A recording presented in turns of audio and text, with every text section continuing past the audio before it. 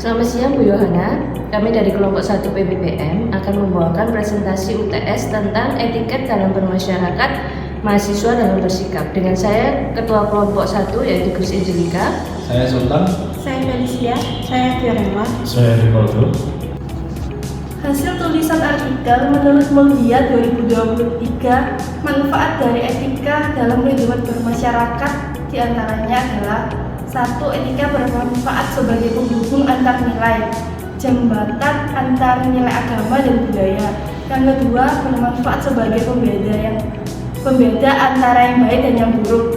Ketiga, bermanfaat untuk menjadikan individu memiliki sikap kritis. Individu tidak pasrah dengan keadaan, melainkan ikut memikirkan jalan keluar yang tepat. Yang keempat, bermanfaat sebagai suatu pendirian dalam diri. Individu yang paham betul akan etika tertentu akan berperilaku sesuai tata aturan yang berlaku tanpa dirinya merasa terpaksa. Yang kelima, etika bermanfaat untuk membuat sesuatu sesuai dengan peraturan. Individu akan dihukum sesuai dengan kesalahan yang ia lakukan. Yang keenam, etika sebagai bentuk mengorbankan sedikit kebebasan dalam dirinya. Peraturan yang ada dalam suatu kode etik telah disetujui bersama, akan membuat individu tidak dapat berbuat seenaknya sendiri. Yang ketujuh, etika dapat membantu dalam menentukan pendapat. Di dalam suatu forum diskusi tentu ada etika yang mengemukakan gagasan. Dengan begitu, individu telah sepakat untuk menghargai siapapun yang hendak menyampaikan pendapatnya sendiri. Lalu hasil wawancara dosen atau staf, kita mau mewawancarai staf yang bernama Yugo Eka Savitri, S-Farm, yaitu staf laporan Universitas Macung. Menurut Ibu Yugo sendiri, berinteraksi dengan masyarakat seharusnya bersikap mendengarkan secara aktif bagaimana cara membangun relasi pada masyarakat. Lalu yang kedua, ada menunjukkan empati bahwa kita juga peduli terhadap masyarakat. Ketiga, terbuka secara reseptif, memiliki ide yang berbeda terhadap masyarakat. Lalu yang keempat, berpartisipasi aktif untuk membantu masyarakat dan memberikan ide. Lalu yang kelima, menjaga etika dan tetap profesionalisme. Lalu yang keenam, berkomunikasi dengan jelas dan berkontribusi positif seperti kontribusi program-program yang bermanfaat bagi masyarakat seperti baksos dan lainnya. Lalu menurut Ibu Yuga sendiri, berinteraksi dengan masyarakat seharusnya berpenampilan memakai pakaian yang sesuai dengan norma maupun tempat yang kita kunjungi. Lalu menghindari pakaian yang mencolok seperti menerawang gitu, kaos yang menerawang gitu.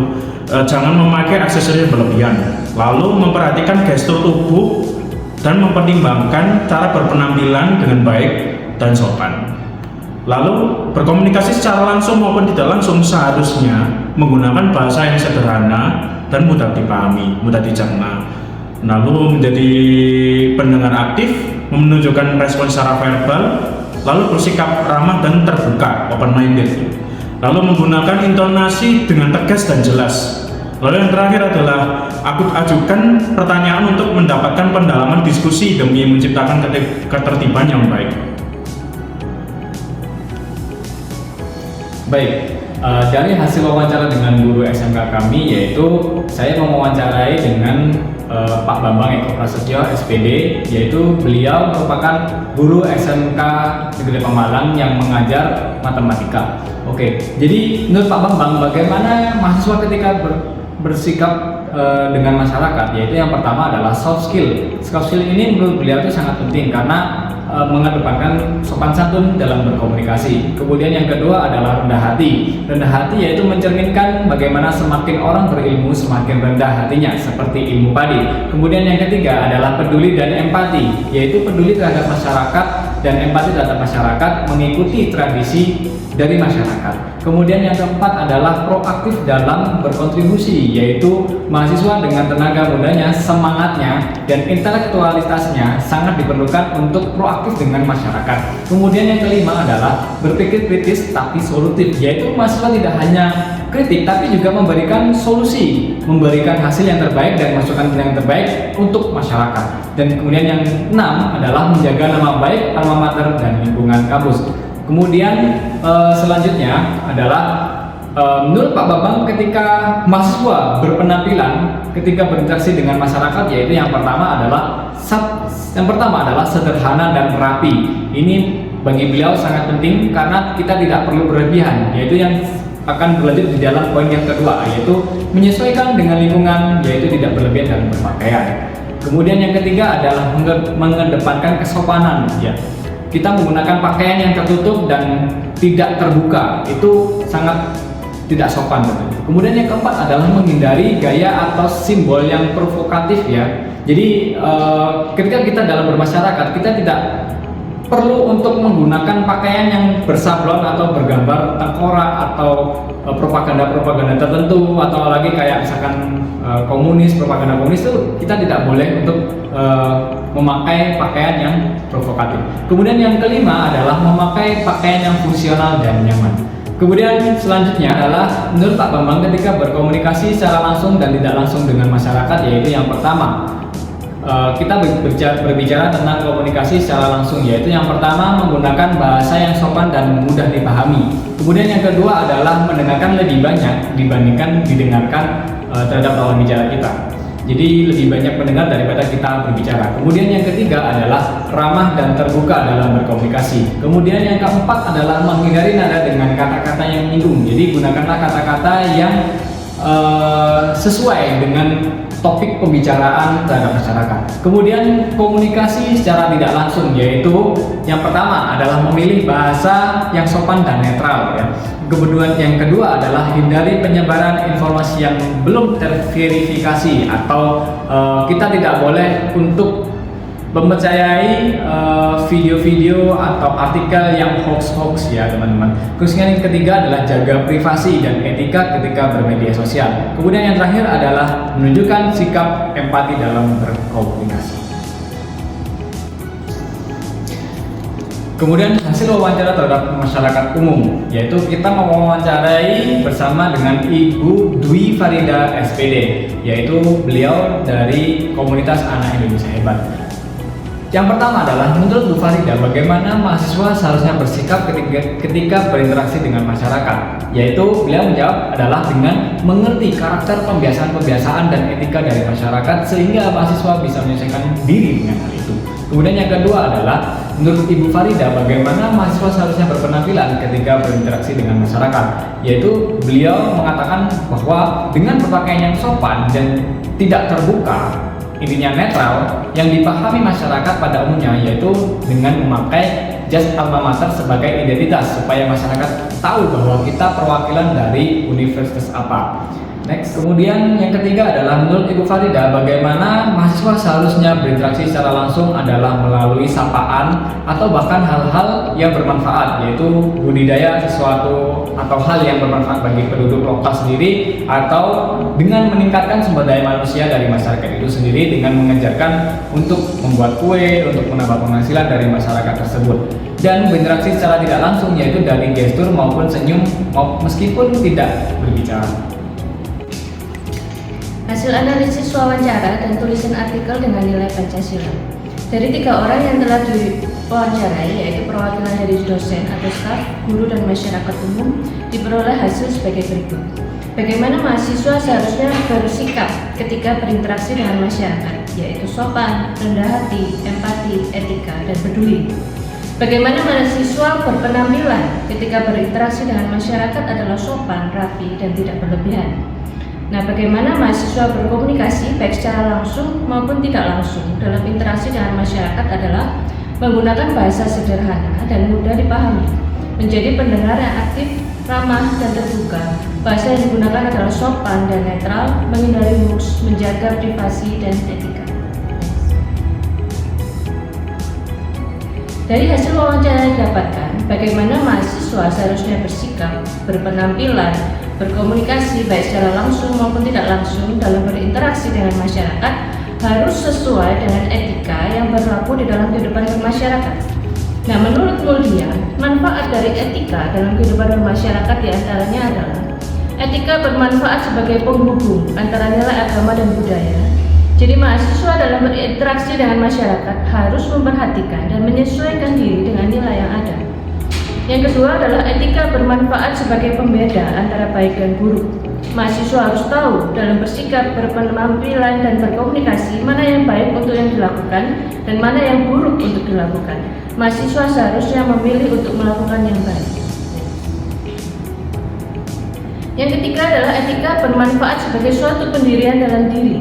Jadi mahasiswa punya pendirian di dalam diri sendiri, bahwa etika ini harus disesuaikan dengan perilakunya sendiri. Jadi dia harus berperilaku sesuai dengan etika tanpa merasa dirinya terpaksa. Dan yang keempat adalah etika sebagai bentuk mengorbankan sedikit kebebasan dalam dirinya. Jadi mahasiswa harus belajar untuk mengendalikan diri, tidak berbuat seenaknya sendiri, dan berperilaku sesuai dengan etika yang ada di dalam masyarakat. Nah, ketika mahasiswa dalam bersikap, berpenampilan, dan berkomunikasi secara langsung maupun tidak langsung dalam interaksinya dengan masyarakat sesuai dengan etika yang berlaku, maka hal ini sesuai dengan sila pertama, yaitu ketuhanan yang Maha Esa. Dari sila pertama kita dapatkan perspektif kebudayaannya, yaitu menekankan pada harmonisasi kehidupan. Dari perspektif tekstualitas, sila pertama menekankan pada hukum kasih sayang dan toleransi. Dan dari perspektif filosofis, sila pertama menekankan pada hidup berdampingan untuk mewujudkan perdamaian. Nah, ketika mahasiswa hidup sesuai dengan etika yang ada, mahasiswa mengamalkan sila pertama dari Pancasila, yaitu mengusahakan harmonisasi kehidupan, mengamalkan hukum kasih sayang dan toleransi, juga mewujudkan hidup berdampingan secara damai. Dan juga sesuai dengan sila kedua, yaitu kemanusiaan yang adil dan beradab. Salah satu makna atau beberapa makna dari sila kedua yaitu mengakui persamaan derajat, persamaan hak dan kewajiban antar sesama manusia, saling mencintai sesama manusia, mengembangkan sikap tanggal rasa, dan mengembangkan sikap menghormati dan bekerja sama dengan bangsa lain.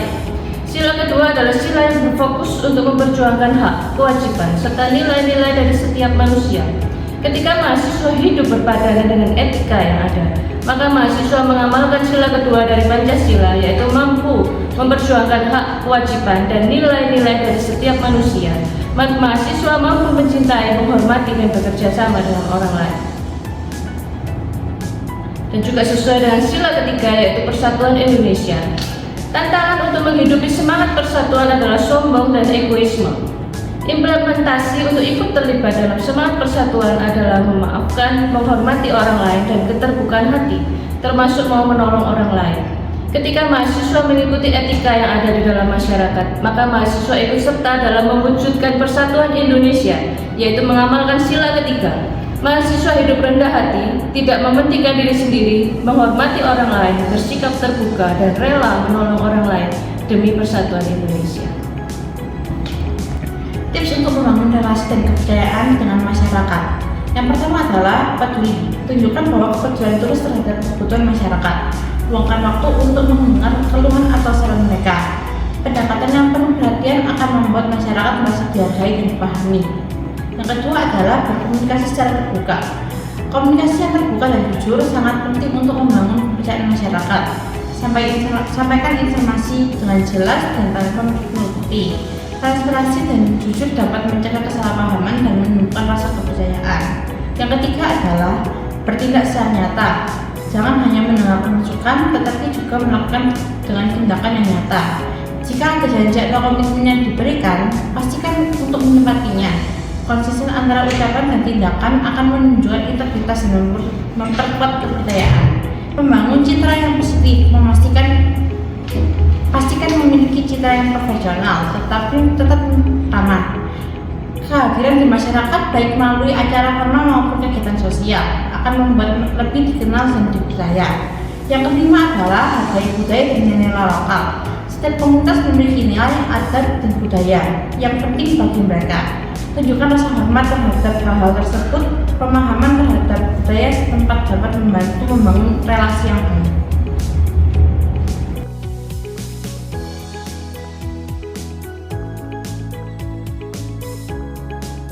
Selamat sore, perkenalkan saya Yuke dari Laboratorium Program Studi Farmasi Universitas Madrid. Oke, kali ini saya akan bertanya tentang menurut Anda bagaimana mahasiswa seharusnya bersikap ketika berinteraksi dengan masyarakat? Oke, menurut saya ada beberapa poin. Yang pertama, mendengarkan secara aktif, yaitu bagaimana cara kita membangun relasi atau komunikasi dengan masyarakat. Lalu kita juga harus menunjukkan empati bahwa kita juga peduli terhadap masyarakat itu sendiri. Lalu kita terbuka secara reseptif, yaitu kita mendapatkan atau memiliki ide yang berbeda kepada masyarakat. Setelah itu, kita juga berpartisipasi aktif untuk membantu masyarakat atau memberikan ide kepada masyarakat. Terus juga harus menjaga etika dan profesionalisme. Selain itu, kita juga harus berkomunikasi dengan jelas dan berkontribusi positif seperti kontribusi program-program yang bermanfaat bagi masyarakat. Oke, baik. Yang kedua, menurut Anda bagaimana mahasiswa seharusnya berpenampilan ketika berinteraksi dengan masyarakat?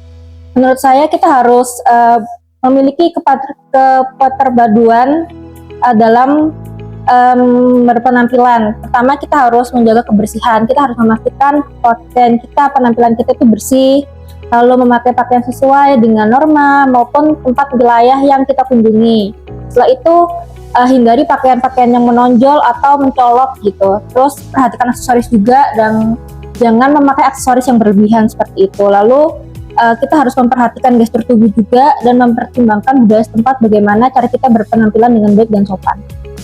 Oke, lalu yang ketiga, menurut Anda bagaimana mahasiswa seharusnya berkomunikasi baik secara langsung maupun tidak langsung dalam interaksi dengan masyarakat? Untuk berkomunikasi langsung sebaiknya menggunakan bahasa yang sederhana dan juga dengarkan secara aktif, menunjukkan bahwa kita ini merespon secara verbal, lalu bersikap ramah dan terbuka, menggunakan intonasi yang jelas dan juga tegas, lalu ajukan pertanyaan untuk mendapatkan pendalaman diskusi dan menciptakan ketertiban yang baik. Untuk komunikasi tidak langsung, sebaiknya kita menggunakan media sosial dengan bijak. Pastikan konten-konten yang kita upload atau sesuatu yang kita upload itu tidak menyimpang dan sesuai dengan norma masyarakat. Lalu kita beremail dan memberi pesan sesuai dengan profesionalitas, berbagi informasi yang bertanggung jawab, tidak menyebar hoax dan berita-berita palsu. Setelah itu memberikan tanggapan yang sopan dan menggunakan visual yang menarik seperti infografis yang menarik sehingga pesan itu dapat tersampaikan dengan baik. Oke, baik. Terima kasih Bu Yoga atas pendapatnya pada sesi wawancara kali ini. Semoga bermanfaat bagi mahasiswa-mahasiswa di Universitas Madrid ini, lebih berkualitas. Oke, sekian. Terima kasih. Assalamualaikum warahmatullahi wabarakatuh. Perkenalkan, nama saya Bambang Eko Prasetyo. Saya aktif sebagai guru di SMK Negeri 8 Malang. Pengalaman sekitar 13 tahun mengajar di sana dengan bidang studi matematika. Saat ini saya juga berperan sebagai staf dari Hubungan Masyarakat atau Humas di SMK Negeri 8 Malang. Salam kenal.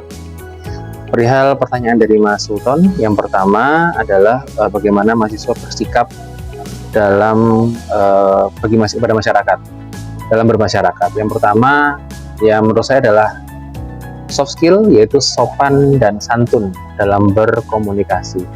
Ini penting karena bagian dari soft skill yang paling dasar dan benar-benar tradisi dari bangsa Indonesia. Yang kedua, rendah hati. Rendah hati adalah mencerminkan bagaimana seorang itu semakin berilmu maka dia akan semakin rendah di hatinya. Yang ketiga, peduli dan empati. Peduli kepada masyarakat dan empati kepada masyarakat, mengikuti bagaimana tradisi atau kebiasaan terbaik dari masyarakat sekitar. Itu adalah cara terbaik bagi mahasiswa untuk bisa mengambil hati masyarakat dan berperan di masyarakat. Yang keempat adalah proaktif dalam berkontribusi. Ini penting karena mahasiswa dengan tenaga mudanya, dengan semangat mudanya dan intelektual yang sangat tinggi diperlukan untuk proaktif dan benar-benar bisa terjun ke masyarakat untuk berkontribusi aktif dan positif dengan masyarakat. Yang kelima adalah berpikir kritis tetapi solutif. Tidak kritis hanya sekedar kritik, tapi ini juga adalah yang memberikan solusi, memberikan hasil yang terbaik atau masukan yang terbaik. Yang keenam dan paling penting adalah menjaga nama baik alma mater, dan lingkungan kampus.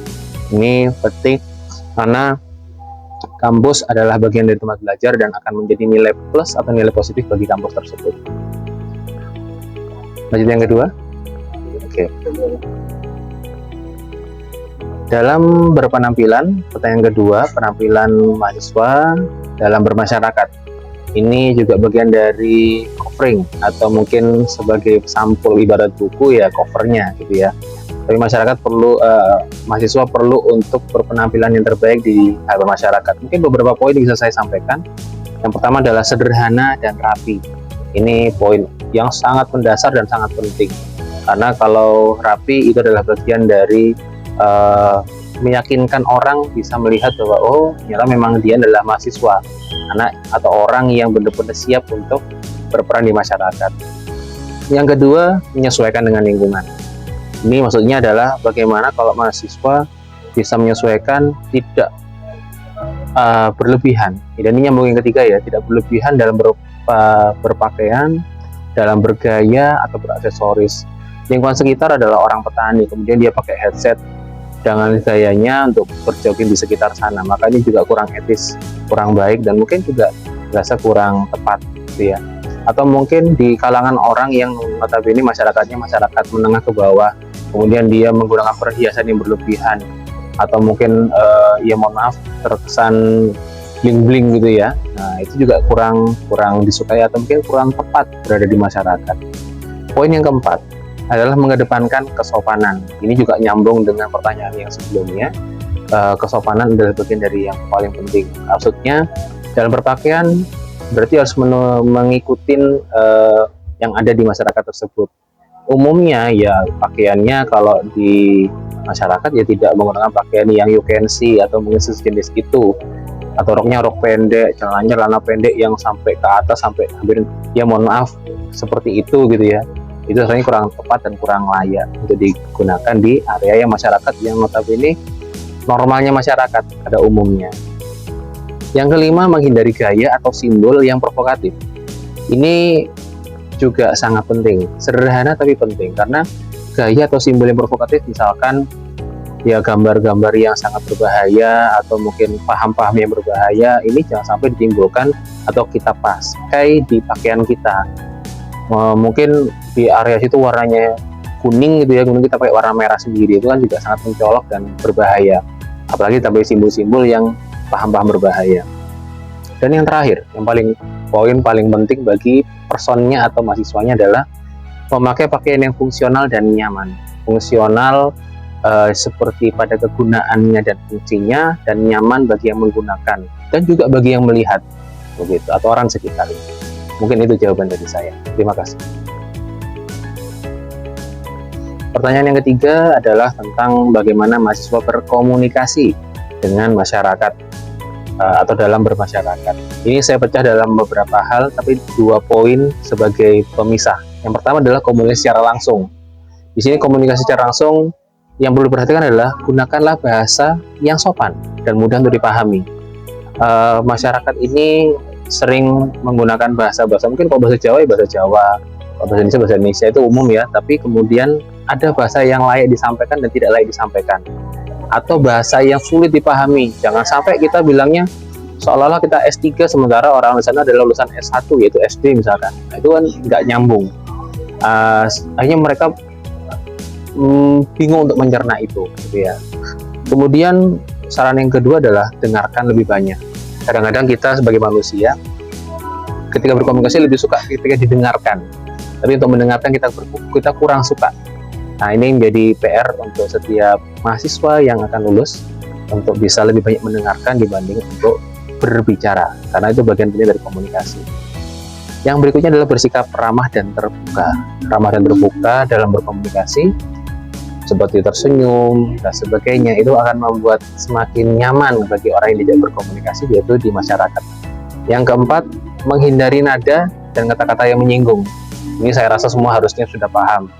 Nada yang menyinggung atau kata-kata yang menyinggung itu seperti kita orang dari satu daerah yang nadanya selalu tinggi, kemudian kita berada di daerah Jawa yang notabene nadanya halus-halus semua. Kita bawa tuh nada kita dengan selalu tinggi itu di daerah Jawa, rasanya juga akan menjadi masalah termasuk dengan kata-kata yang menyinggung. Kayak di Surabaya misalkan ada kalimat C apa-apa gitu ya, itu mungkin kalau dibawa ke area Malang akan jadi bermasalah karena itu dianggap sebagai sesuatu yang umpatan atau bisuhan. Yang berikutnya adalah segmen kedua, yaitu komunikasi secara tidak langsung. Ini dalam bahasan media sosial atau texting. Ini lebih bahaya karena sangat mudah jempol bergerak dibandingkan dengan lisan yang bergerak. Kembali, yang disarankan adalah memilih bahasa yang sopan dan netral, tetap seperti yang pertama. Kemudian adalah hindari penyebaran informasi yang belum terverifikasi. Maksudnya adalah yang sekarang trending itu pasti hoax ya. Hoax itu jangan sampai kita sebarkan. Jangan sampai kita ikut berperan aktif dalam menerima atau menyebarkan ke orang yang lain. Yang berikutnya adalah jaga privasi dan etika di media sosial. Karena privasi dan etika itu penting, kita sangat rentan untuk dijebol privasinya. Sementara etika di media sosial juga perlu untuk diperhatikan. Gunakan media sosial sebagai sarana edukasi yang positif. Dan yang poin paling terakhir dari komunikasi secara langsung maupun secara tidak langsung, poin paling penting adalah menunjukkan sikap empati dalam berkomunikasi. Kita berkomunikasinya dengan orang, orangnya juga perlu diorangkan. Mereka juga manusia yang perlu dimanusiakan. Anggaplah diri kita sebagai manusia yang pada umumnya, jadi kita harus punya sikap empati terhadap orang atau lawan bicara kita, khususnya di dalam area masyarakat. Sekian jawaban dari saya. Sekarang saya sudah bersama Ibu Farida di komunitas Anak Indonesia Hebat. Selamat siang, Farida. Selamat siang. Terima kasih telah meluangkan waktunya untuk wawancara kali ini. Sama-sama. Menurut Ibu, bagaimana mahasiswa seharusnya bersikap ketika berinteraksi dengan masyarakat? Mahasiswa sebaiknya ketika berinteraksi dengan masyarakat, yang pertama paling tidak mengerti karakter dari masyarakat itu. Ketika mungkin kalau seandainya kita bertempat tinggal di Malang atau di suatu tempat baru, kita harus belajar tentang karakter atau paling tidak pembiasaan yang dilakukan di masyarakat itu. Jadi paling tidak ya harus etikanya itu sebagai masyarakat itu harus dipraktikkan. Kadang kan mahasiswa itu keakuannya ya, jadi mungkin atau masa bodohnya, kecuekannya itu mungkin sebaiknya mahasiswa lebih kalau bahasa Jawa itu melandai, dalam arti memancing dulu, mungkin sapaan atau contoh-contoh real yang mungkin masyarakat perlu melihat langsung bagaimana mahasiswa itu di masyarakat. Contoh perilaku lah paling enggak untuk interaksinya ya. Untuk pertanyaan kedua, menurut Ibu bagaimana mahasiswa seharusnya berpenampilan ketika berinteraksi dengan masyarakat? Ya, kalau menurut saya memang kalau saya sih gini ya, kalau era digital ini saya melihat mahasiswa sih sebetulnya pakai modal sekarang sih tidak apa-apa kalau menurut saya. Tapi karena kita terjun di masyarakat yang majemuk, paling enggak ya kembali lagi ke budaya, apalagi budaya ketimuran itu paling enggak ya pakaian yang sopan, jangan terbuka, itu aja sih. Jadi yang netral, yang dipahami masyarakat pada umumnya, gitu aja. Kalau saya pribadi sih sebenarnya mau pakai yang memang kamu nyaman sepanjang nggak terbuka sih, kalau saya baik-baik aja. Kalau dari memang perwakilan dari alma mater atau dari kampus ya memang harus pakai identitas supaya masyarakat pun tahu ini dari identitas sudah bisa dibaca. Kalau masalah penampilan ya itu aja. Menurut Ibu, bagaimana mahasiswa seharusnya berkomunikasi baik secara langsung maupun tidak langsung dalam interaksi dalam masyarakat? Ya, kalau secara langsung ya mungkin tadi ya interaksi secara langsung itu mungkin melalui sapaan tadi yang sudah dijelaskan, atau bahkan menciptakan hal-hal interaksi hal-hal yang bermanfaat. Jadi interaksi seperti mungkin contoh budidaya apa, interaksi langsung, jadi bermanfaat bagi penduduk lokal sendiri. Atau mungkin dari SDM-nya dia belum bisa memasak atau bikin kue untuk bisa dijual menambah ekonomi, kan juga bisa. Itu secara langsung. Kalau nggak langsung ya secara gestur, dari gestur kita, dari senyum kita, walaupun kita nggak berucap, tapi ketika kita udah menyapa dengan senyuman, walau nggak kata, itu juga sudah masuk dalam komunikasi secara tidak langsung.